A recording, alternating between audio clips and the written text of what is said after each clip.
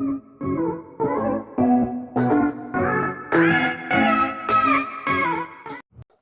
oke. Bismillahirrahmanirrahim. Assalamualaikum warahmatullahi wabarakatuh. Waalaikumsalam warahmatullahi wabarakatuh. Bismillah walhamdulillah la haula wala quwata illa billah amma ba'd. Alhamdulillah anak-anakku siswi kelas 7B, hari ini kita berjumpa kembali. Mudah-mudahan semuanya dalam keadaan sehat walafiat dan senantiasa diberkahi oleh Allah Subhanahu wa taala. Amin. Hari ini kita baru pertemuan yang kedua ya. Harusnya minggu lalu, minggu lalu, tapi karena Rabu minggu lalu libur ya, maka baru hari ini kita bertemu untuk kedua kalinya. Oke, kita masih akan nanti melanjutkan materi kita masih tentang sejarah perumusan dan penetapan Pancasila sebagai negara. Namun sebelum kita memulai pembelajaran, Bapak ingin mengajak kalian untuk bermain game terlebih dahulu. Kita bermain brain games ya. Silakan disiapkan PC-nya atau HP-nya. Boleh diketik ya, diketik kahoot.it. Oke, Bapak kasih di ini ya, di chat Zoom ya, kahoot.it. Oke. Nah, kalau sudah masuk akan dimintakan PIN ya. Nah, PIN-nya bisa dilihat di chat juga di 844 8542. Oke, itu PIN-nya. Bapak tunggu siapakah yang sudah masuk. Oke, Safa Salihah sudah masuk.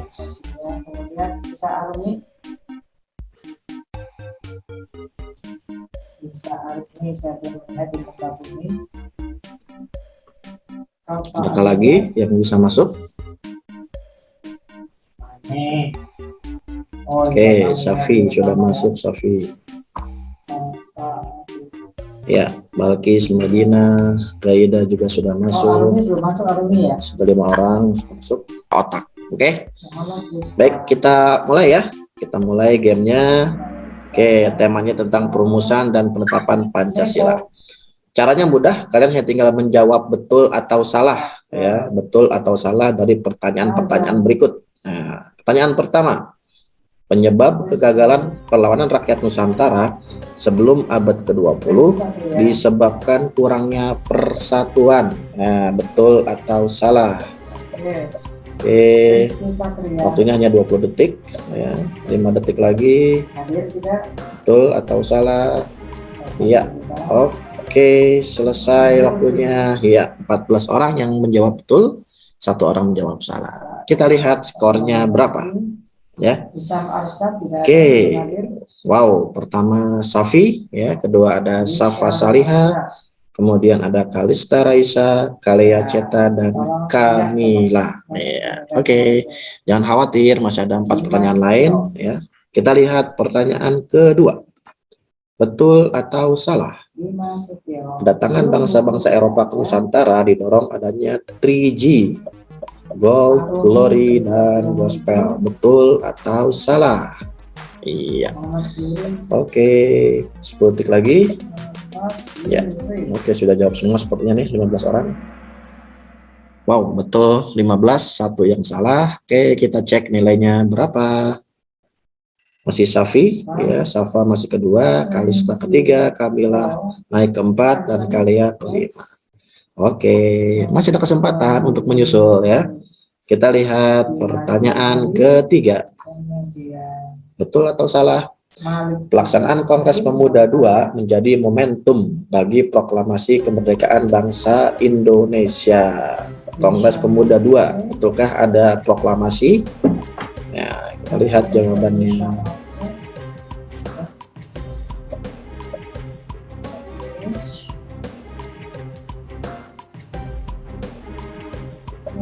Iya, oke, selesai waktunya. 11 orang betul menjawab ya, 4 orang yang salah ya. Berarti paham ya bahwa Kongres Pemuda II itu momentumnya adalah momentum pelaksanaan Sumpah Pemuda. Oke.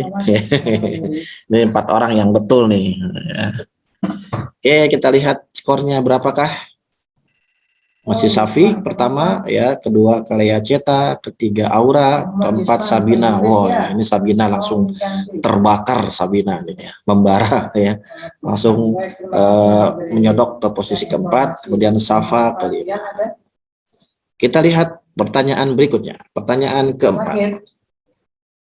Ya, perlawanan rakyat Banten salah satunya dipimpin oleh Sultan Agung Hanyokrokusumo, betul atau salah? Betul. Rakyat Banten, Sultan Agung, betul atau salah? Oke, kita lihat 10 detik lagi. 9, 8, 7, 6, 5, 4. Oke, ternyata hanya 2 orang yang betul menjawabnya, yang lain jawabannya salah. Coba Bapak mau tanya nih sama Safa nih, betulan Safa yang Bapak lihat langsung kamera di kameranya. Safa, kalau Sultan Agung Hanyokrokusumo itu kerajaan mana itu, Safa? Lupa. Lupa, ada yang ingat? Sultan Agung dari kerajaan mana? Halo, halo. Sabina. Dari Mataram, Pak. Betul sekali, dari Mataram. Kalau Banten siapa rajanya? Safi? Dari teman saya tidak ada Muhammad Dari? Rajanya siapa namanya? Sultannya? Sultan? Maulana Hasanuddin. Iya, Maulana Hasanuddin betul, salah satunya betul. Tapi yang paling terkenal siapa? Yang paling terkenal? Ayahnya Maulana Hasanuddin. Nah, siapa tuh? Sultan Ageng Tirtayasa. Betul sekali, Sultan Ageng Tirtayasa. Ya, itu yang paling terkenal sebenarnya gitu ya. Oke, nggak apa-apa, kita lihat nilainya berapakah. Masih Safi kah? Masih Safi ternyata ya. Oh, luar biasa, masih Safi. Kemudian kedua Kalea, ketiga Aura, Sabina, dan Safa. Oke, kita lihat pertanyaan terakhir, betul atau salah. Ketua BPUPKI, ya ingat ya, BPUPKI adalah Insinyur Soekarno, betul atau salah? Ketua BPUPKI Insinyur Soekarno, betul atau salah? Ya, oke, kita lihat pertanyaannya, betul atau salah jawabannya ini. Iya, 9 orang betul menjawab, ya 6 orang saja yang salah. Yang lebih banyak yang betul ya jawabannya. Insinyur Soekarno, dia ketua apa? Ketua PPKI. Kalau ketua BPUPKI siapa? Dokter KRT Rajiman Widyodiningrat. Betul sekali. Oke, kita lihat siapakah yang duduk di podiumnya. Iya, kita lihat podium 1, 2, 3, dan 4 serta 5. Ketiga ada Kalista. Kedua ada Safi, ya. Ketiga ada ke satu siapa? Ke satu siapakah? Ternyata Aura. Iya, luar biasa. Aura langsung ya masuk ke grup pertama. Keempat ada Kalea dan kelima ada Kamila. Oke, terima kasih semuanya, luar biasa ya. Ya, ini hanya game saja ya. Game yang kita untuk mengasah dan juga mengingat kembali materi pembelajaran kita yang minggu lalu ya. Baik, kita akan lanjutkan materi kita hari ini. Materi kita hari ini masih terkait dengan sejarah perumusan Pancasila sebagai dasar negara ya. Gimana? Sudah muncul apa yang Bapak share? Sudah ya, kelihatan ya. Oke. Baik. Pak Burom. Di Bapak jelas sih. Ya mungkin ini ya terkait sinyal ya, biasanya terkait sinyal. Nggak apa-apa, nanti Bapak jelaskan saja. Nanti kalau untuk materinya Bapak sudah upload ke e-learning ya. Nanti kalian bisa download materinya di e-learning masing-masing. Oke, nah sebelumnya kita sudah membahas ya tentang bagaimana proses pembentukan BPUPKI, juga latar belakang pembentukan BPUPKI. Nah, Bapak mau tanya dulu nih sama Siva deh, Siva,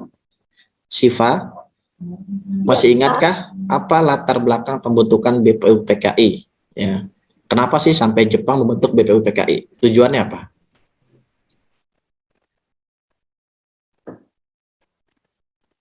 Yo, masih ingat?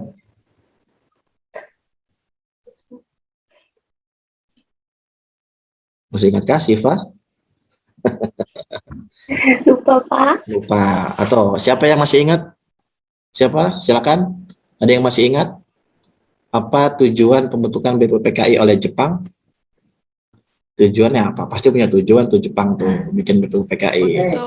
Untuk menjanjikan kemerdekaan bagi Indonesia. Oke, ya salah satunya itu betul untuk menjanjikan kemerdekaan karena memang kemerdekaan itu dijanjikan oleh Jepang dan mereka sebagai bentuk keseriusan gitu ya.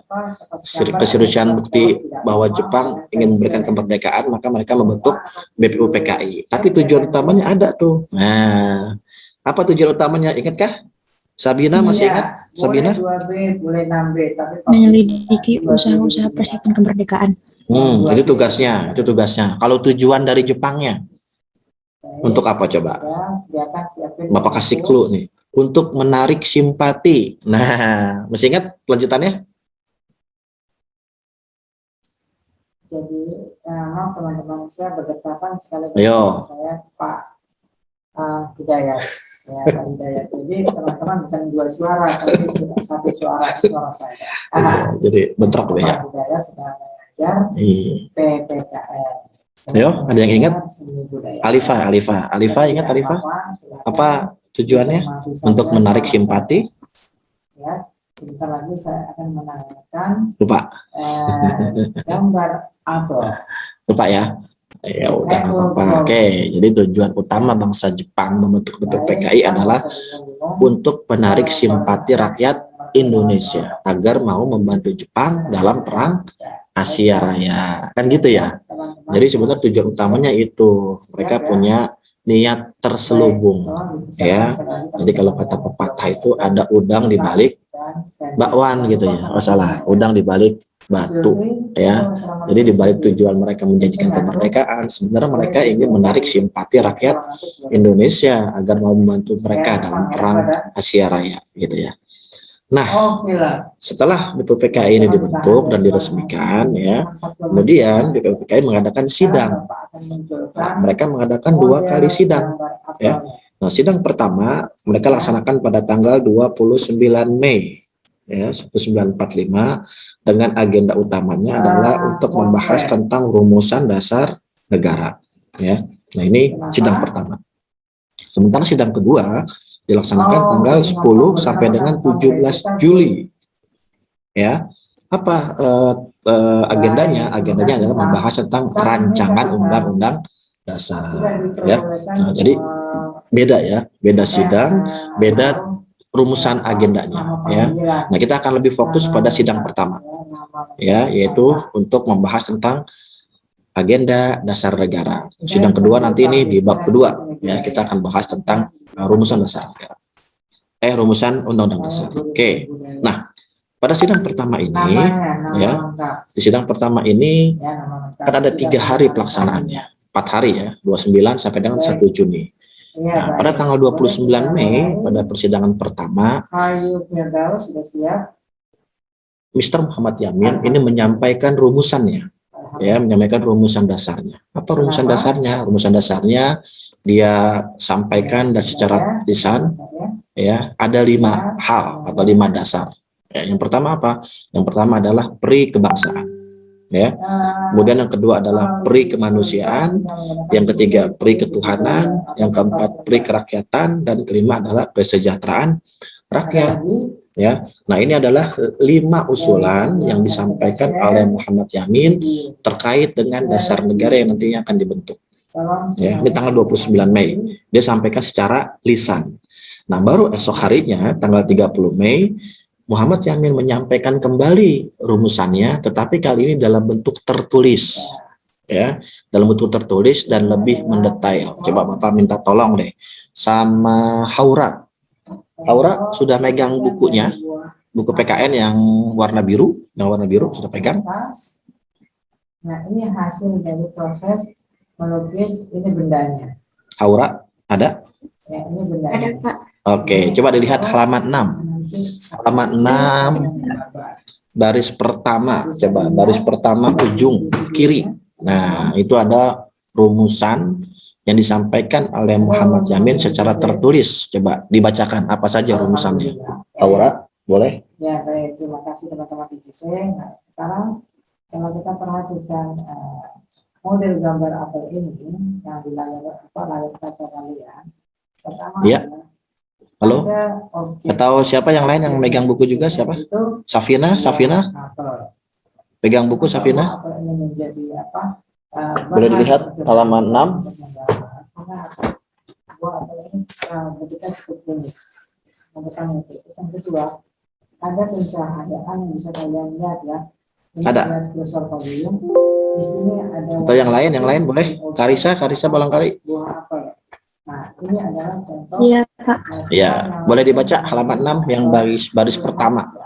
Yang Muhammad Yamin. Yang Muhammad Yamin adalah sebagai berikut. Iya, betul. Oke, satu apa? Tuhanan yang Maha Esa. Oke. Dua, kebangsaan persatuan Indonesia. Tiga, rasa kemanusiaan yang adil dan beradab. Iya. Empat, kerakyatan yang dipimpin oleh hikmat kebijaksanaan dalam permusyawaratan perwakilan. Betul Lima, sekali. keadilan sosial bagi seluruh rakyat Indonesia. Iya, betul sekali. Terima kasih Karisa. Nah, itu adalah rumusan yang disampaikan oleh Muhammad Yamin secara tertulis. Nah, sekarang Bapak coba tanya nih sama Karisa nih. Karisa itu sama tidak rumusannya dengan Pancasila yang sekarang? Dasarnya. Sama persis urutannya? Perbedaan dasarnya ya. Atau ada beda? Atau ada beda sedikit? Sinar apa lampu? Ya, artinya kena sinar. Sama. Sama persis. Ayo, ada yang bisa mengetahui apakah ada perbedaan antara rumusan disampaikan Muhammad Yamin dengan Pancasila sekarang ini? Menggunakan media. Beda di kata rasa. Minyak. Beda di kata rasa aja. Atau posisinya gimana? Urutannya gimana? Sama nggak? Oke, kita lihat dulu. Ayo. Bisa mengamati perjalanan. Kebalik yang nomor. Terbalik ya, iya betul sekali. Bedanya di situ ya.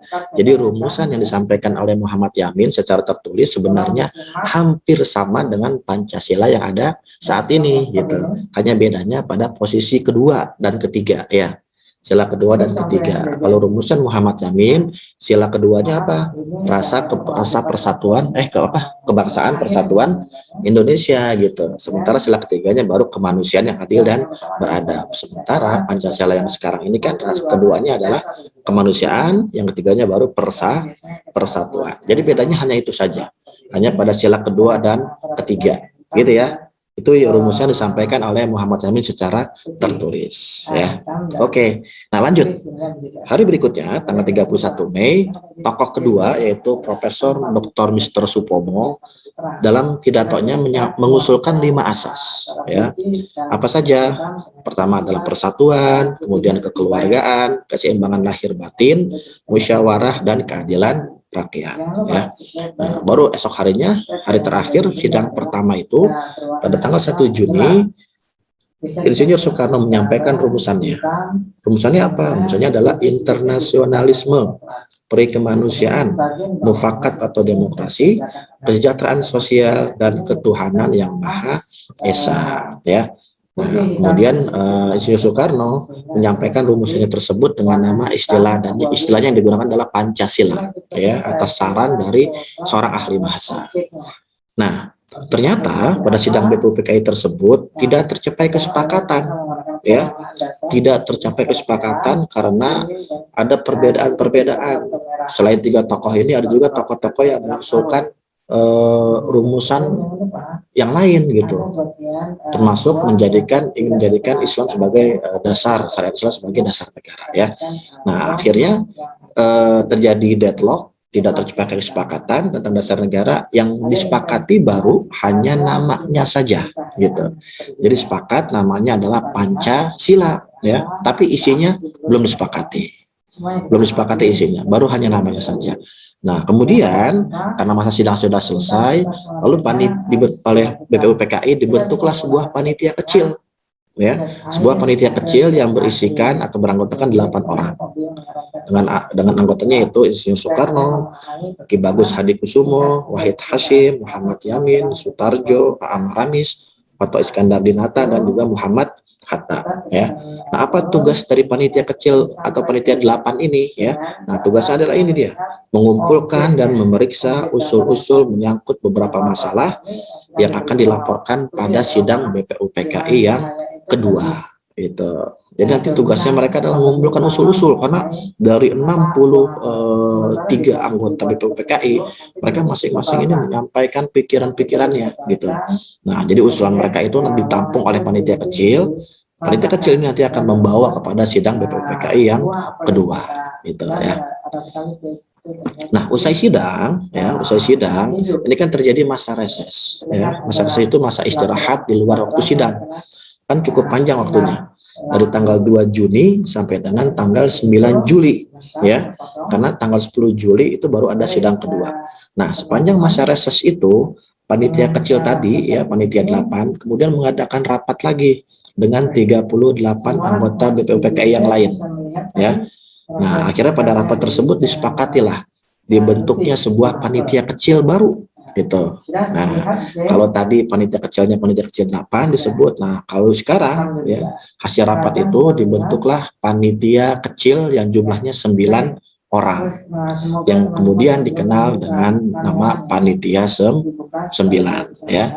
Siapa saja anggota-anggotanya, yaitu Insinyur Soekarno, ada Muhammad Hatta, ya, ada Ahmad Subarjo, ada Abdul Qahar Muzakir, Abi Kusno, ada Kiai Haji Wahid Hashim, Muhammad Yamin, Aam Maramis, dan juga Haji Agus Ali. Ya. Nah, ini adalah anggota-anggota dari panitia 9. Nah, panitia 9 ini akhirnya mendapatkan sebuah peran penting, ya. Sebuah peran penting bagi terbentuknya dasar negara. Kenapa? Karena mereka setelah mengadakan rapat dengan cukup alot ya, karena banyak terjadi perdebatan lah ya, antara tokoh-tokoh yang menginginkan rumusan dasar negara berdasarkan nasionalis atau berdasarkan agama gitu. Nah, sampai akhirnya pada tanggal 22 Juni 1945 panitia 9 ini berhasil mencapai satu kesepakatan. Ya. Nah, kesepakatan tersebut disebut dengan Piagam Jakarta atau Jakarta Charter. Ya, Piagam Jakarta atau Jakarta Charter yang kemudian oleh Muhammad Yamin, oleh Insinyur Soekarno, ini disebut dengan istilah Muqaddimah. Ya, Muqaddimah. Sementara oleh Muhammad Yamin dinamakan Piagam Jakarta, dan oleh Sukiman Wiryo Sanjoyo disebut dengan istilah Gentleman Agreement. Ya. Nah, yang menarik adalah bahwa kemudian Piagam Jakarta ini dijadikan sebagai pembukaan bagi konstitusi kita, ya, pembukaan Undang-Undang Dasar 1945. Ya. Nah, di bagian pembukaan UUD 1945 itu kan ada rumusan Pancasila yang dasarnya dari Piagam Jakarta ini. Nah, hanya bedanya ya, berbeda pada rumusan sila yang pertama. Jadi pada rumusan sila yang pertama, istilahnya atau kata yang digunakan adalah kata ketuhanan dengan kewajiban menjalankan syariat Islam bagi pemeluk-pemeluknya. Nah, ini ya. Jadi ya pada Piagam Jakarta sila pertama itu bunyi seperti itu. Ya, ketuhanan dengan kewajiban menjalankan syariat Islam bagi pemeluk-pemeluknya. Nah, tapi kemudian ini 7 kata ini menjadi kontroversi, ya, menjadi kontroversi. Kenapa menjadi kontroversi? Sebab ini akhirnya memunculkan protes, ya, memunculkan protes dari orang-orang Indonesia bagian timur, ya. Kenapa? Karena mereka merasa keberatan dengan kata-kata tersebut dan mengancam kalau kata-kata tersebut tidak dirubah, tidak diganti, ya, mereka ingin memisahkan diri dari negara Republik Indonesia, gitu. Nah, maka akhirnya dengan kesepakatan bulat, gitu ya, dengan rasa kebangkitan dan nasionalisme yang tinggi, rasa cinta tanah air yang tinggi, para anggota panitia 9 itu sepakat untuk mengganti ya dan menghapus kalimat dengan kewajiban menjalankan syariat Islam bagi pemeluk-pemeluknya, dihapus kemudian diganti menjadi ketuhanan yang maha esa, gitu ya. Jadi ini merupakan sebenarnya adalah sesungguhnya merupakan hadiah dari umat Islam. Kenapa Bapak bilang hadiah dari umat Islam? Sebab apabila umat Islam misalnya memaksa, ya kan, memaksakan diri, nggak mau, pokoknya tetap harus menjadikan ini ketuhanan dengan kewajiban menjalankan syariat Islam bagi pemeluk-pemeluknya. Barangkali betulan orang-orang non-muslim yang ada di wilayah Indonesia bagian timur, mereka betul-betul akan memisahkan diri gitu dari Republik Indonesia. Barangkali seperti itu. Nah, namun karena umat Islam menyadari bahwa mereka merupakan negara yang baru terbentuk, negara yang ingin terbentuk gitulah, ya. Dan menyadari juga bahwa persatuan belum kokoh, belum terlalu kuat. Kalau memaksakan tetap seperti itu, mungkin akan hancur negara ini. Padahal belum berdiri gitu. Nah, karena itulah akhirnya dengan rasa cinta tanah air yang tinggi, mereka menyepakati untuk rela gitu ya, rela mengganti 7 kata tersebut dengan ketuhanan yang Maha Esa. Ya. Nah, ini merupakan salah satu hadiah terbesar dari umat Islam untuk bangsa Indonesia. Ya, luar biasa ini sebenarnya umat Islam. Ya. Nah, kemudian PPUPKI ini setelah merumuskan Piagam Jakarta ini, maka kemudian tugasnya dianggap selesai. Ya, dianggap selesai, dan pada 7 Agustus 1945 PPUPKI kemudian dibubarkan. Ya, sebagai gantinya dibentuklah sebuah lembaga baru atau panitia baru, yaitu disebut dengan Panitia Persiapan Kemerdekaan Indonesia atau PPKI, ya, atau dalam bahasa Jepangnya disebut dengan Bokuritsu Zunbi Inkai, ya. Nah, sebagai ketua kemudian dipilihlah Insinyur Soekarno sebagai ketuanya, ya. Nah, lalu bagaimana dengan jumlahnya? Nah, ini jumlahnya pun berbeda, ya, dibandingkan dengan BPUPKI. Kalau BPUPKI jumlahnya ada 63 orang, ya, maka PPKI ini jumlahnya hanya 21 awalnya. Tapi kemudian di tengah perjalanan ditambah 6 orang lagi sehingga jumlahnya menjadi 27, ya, 27. Terus bedanya apa lagi dengan BPUPKI? Nah, ini menariknya. Jadi BPUPKI yang merupakan bentukan Jepang itu, anggota-anggotanya kan tidak semua orang Indonesia. Ya enggak? Ada orang-orang Jepang gitu ya, ada orang-orang peranakan dari Eropa gitu ya. Nah, tapi untuk PPKI ini tidak. Untuk anggota PPKI 27 orang ini seluruhnya adalah orang-orang Indonesia. Tuh, ya. Ini semuanya orang Indonesia asli nih, ya. Maka kemudian BPUPKI itu kan dianggap sebagai organisasi bentukan Jepang gitu. Maka akan dibubarkan dan diganti dengan PPKI yang merupakan organisasi yang dianggap merupakan representasi dari bangsa Indonesia, karena anggota-anggotanya seluruhnya adalah orang Indonesia, itu ya. Jadi itu antara bedanya antara BPUPKI dengan PPKI. Tugasnya pun beda. Kalau BPUPKI adalah menyelidiki, ya, menyelidiki dan mempersiapkan. Nah, kalau PPKI sudah bukan menyelidiki lagi, tapi langsung memang harus mempersiapkan gitu, mempersiapkan apa saja yang dibutuhkan, gitu ya. Itu bedanya antara BPUPKI dengan PPKI, ya. Selain tugas juga keanggotaannya berbeda, ya. Kenapa nah, gambarnya menggunakan pensil? Akhirnya waktu yang ditunggu-tunggu pun oleh bangsa Indonesia terjadi. Kemarin ketika upacara bendera orasi kemerdekaan Bapak sampaikan gitu kan, bagaimana proses terjadinya proklamasi, ya. Nah, sehari setelah proklamasi, ya, tanggal 18 Agustus 1945 PPKI tadi kemudian mengadakan sidang, ya. Nah, sidang tersebut menghasilkan 3 buah keputusan, ya, dan keputusan ini merupakan keputusan yang sangat penting bagi bangsa Indonesia, ya. Apa saja keputusannya? Nah, keputusan pertama adalah menetapkan UUD 1945. Ya, Nah, ini keputusan yang pertama, ya. UUD 45 kan salah satu bagiannya adalah pembukaan, ya enggak? Nah, bagian pembukaan itu kan ada, di bagian pembukaan itu ada Pancasila, ada rumusan dasar negara, gitu ya. Nah, maka secara resmi akhirnya dengan ditetapkannya UUD 45 sebagai konstitusi, otomatis Pancasila pun ditetapkan sebagai dasar negara, ya. Nah, ini hasil keputusan sidang PPKI yang pertama. Yang kedua, sidang PPKI juga memutuskan atau menetapkan dan memilih presiden dan wakil presiden, yaitu Insinyur Soekarno dan Muhammad Hatta, ya, disepakati sebagai presiden dan wakil presiden yang pertama, gitu, ya. Ini putusan kedua. Nah, putusan yang ketiga, ini karena Indonesia negara yang baru merdeka, istilahnya kan seperti bayi baru lahir, maka mereka nggak punya persiapan apa-apa, gitu ya, belum punya pembantu-pembantu untuk presiden gitu. Tidak ada menteri-menteri. Nah, maka untuk membantu tugas presiden, PPKI kemudian membentuk KNIP ya, atau Komite Nasional Indonesia Pusat, yang tugasnya adalah untuk membantu tugas presiden, seperti halnya para menteri ya, jabatan para menteri yang bertugas presiden. Maka untuk membantu Soekarno dan Hatta dibentuklah KNIP atau Komite Nasional Indonesia Pusat ya. Nah, ini 3 keputusan penting dari PPKI ya. Lalu apa sih hubungan antara Pancasila dengan proklamasi kemerdekaan? Nah, coba Bapak mau tanya dulu nih sama siapa ya? Sama Kamila deh. Kamila, masih ingat nggak apa isi dari proklamasi, Kamila? Ayo, kemarin sudah dibacakan itu. Sesuai dengan apa yang kamu lihat. Halo, Kamila. Berwarna kuning, kamu warna kuning, misalnya berwarna kuning terus ada jadi Iya, Pak. coklat. Iya.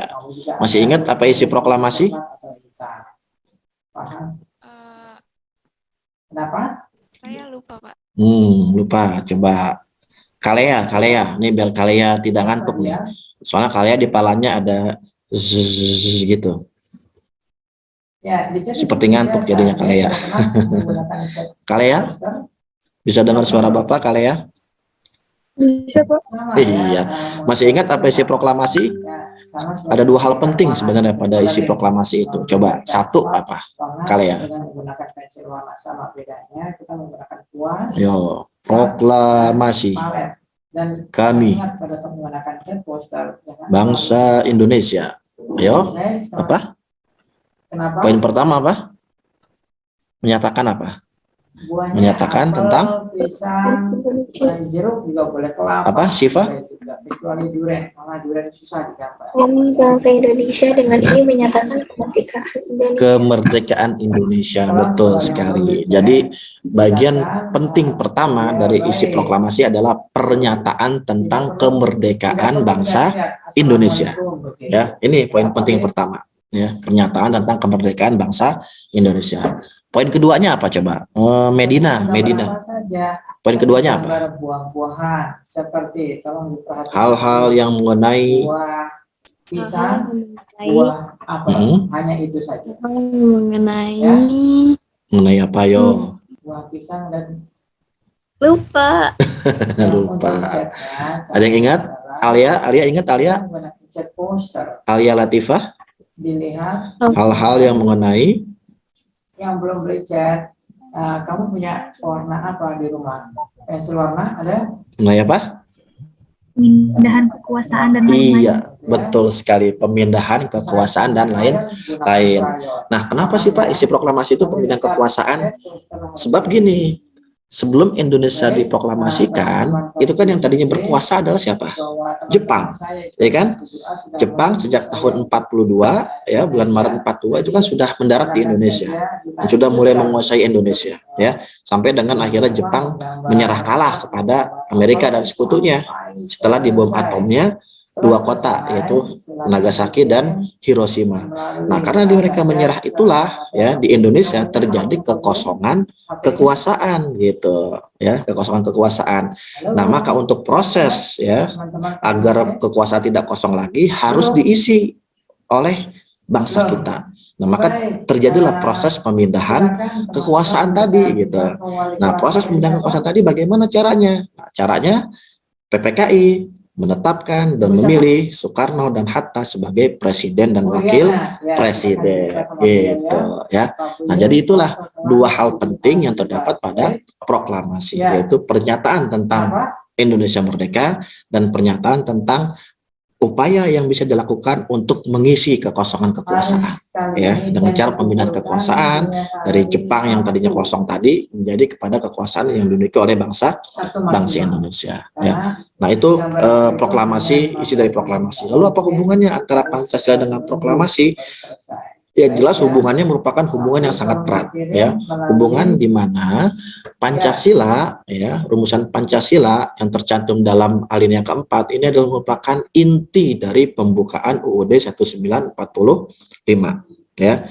Nah, karena dia merupakan inti dari pembukaan UUD 45, dia memiliki kedudukan yang kuat ya, sehingga tidak boleh diubah Di gitu. pertemuan pertama, Nah, maka sudah. MPR ya, MPR atau siapapun tidak boleh, tidak berhak untuk melakukan perubahan terhadap pembukaan UUD 1945. Kenapa? Ya sebab UUD 45 itu pembukaan UUD 45 merupakan bagian yang menjadi fondasi atau bagian paling mendasar dari bangsa Indonesia gitu. Jadi kalau kita mau merubah pembukaan UUD 45, sama saja kita ingin menghancurkan negara Indonesia gitu ya. Jadi apa yang terdapat di dalam proklamasi itu merupakan dijabarkan atau dijelaskan secara lebih detail pada pembukaan UUD 1945 ya. Kan sangat jelas dilihat di pembukaan UUD 45 alinea pertama misalnya, bahwa bangsa Indonesia itu merupakan bangsa yang benci dengan penjajahan, ya kan?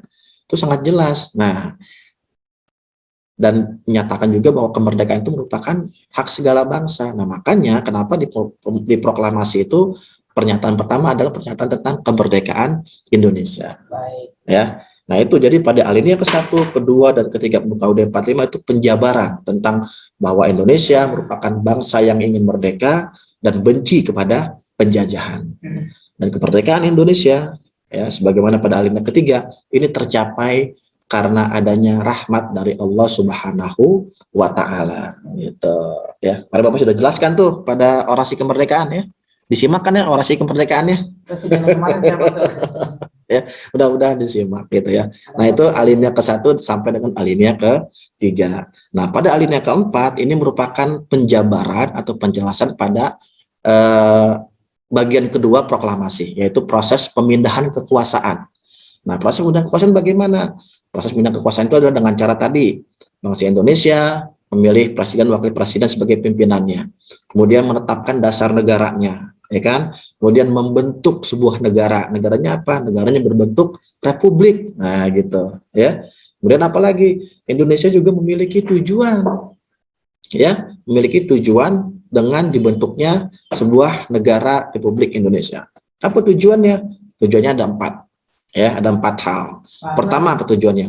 Tujuan bangsa Indonesia adalah ingin melindungi segenap bangsa dan seluruh tumpah darah Indonesia. Tujuan pertama, ya. Yang kedua, apa tujuannya? Tujuannya adalah untuk memajukan kesejahteraan umum, ya. Kemudian yang ketiga, mencerdaskan kehidupan bangsa, dan yang keempat adalah ikut melaksanakan ketertiban dunia, ya. Nah, ini adalah 4 hal ya yang ingin dicapai oleh bangsa Indonesia. Dan seperti inilah hubungan antara pembukaan UUD 1945 dengan proklamasi kemerdekaan. Jadi sekali lagi, proklamasi kemerdekaan dijabarkan secara detail di dalam pembukaan UUD 1945. Gitu, ya. Baik, sampai di sini ada yang ingin ditanyakan? Ya, Bapak persilahkan.